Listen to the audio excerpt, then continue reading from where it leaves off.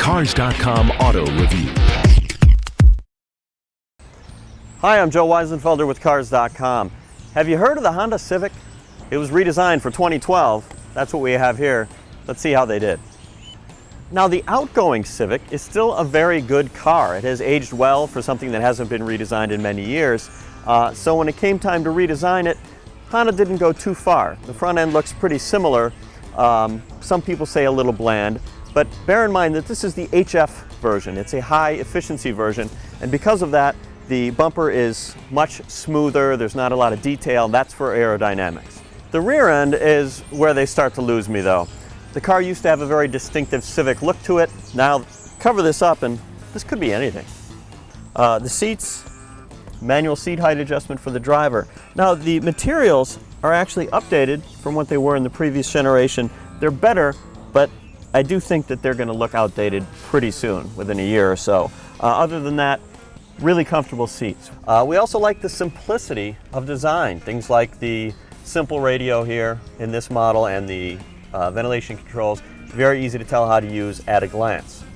Some people say that the quality has actually taken a step backward here in the 2012. There are a lot of hard surfaces. Now, we're not feeling the car the whole time we're driving, but they also don't look so great either. There's this kind of sparkly gray plastic here, strange mix of materials. There used to be a woven headliner, which is a kind of a richer approach. Now it's this fuzzy stuff. It's a little bit like what we used to call mouse fur. Overall, if not a step back, certainly not a step forward at a time when the industry is getting much, much nicer in a compact car.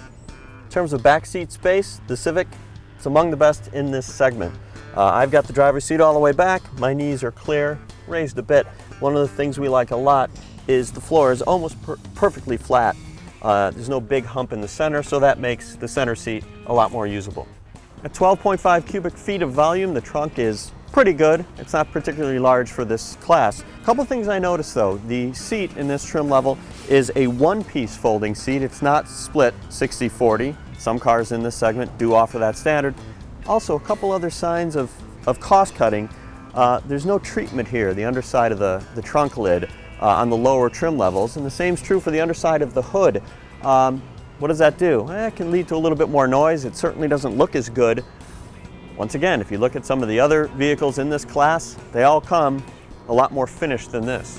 One improvement that could save you money is the mileage is up to 39 miles per gallon highway with the automatic, over 36 in the previous generation. Actually, this HF is up to 41 miles per gallon on the highway, and if you want more than that, there's a Civic Hybrid 2. As I said, still a good car, but there's never been a better time to cross-shop competitors if you're looking in this class. Look at the Chevy, look at the Hyundai, look at the Ford, maybe even look beyond that.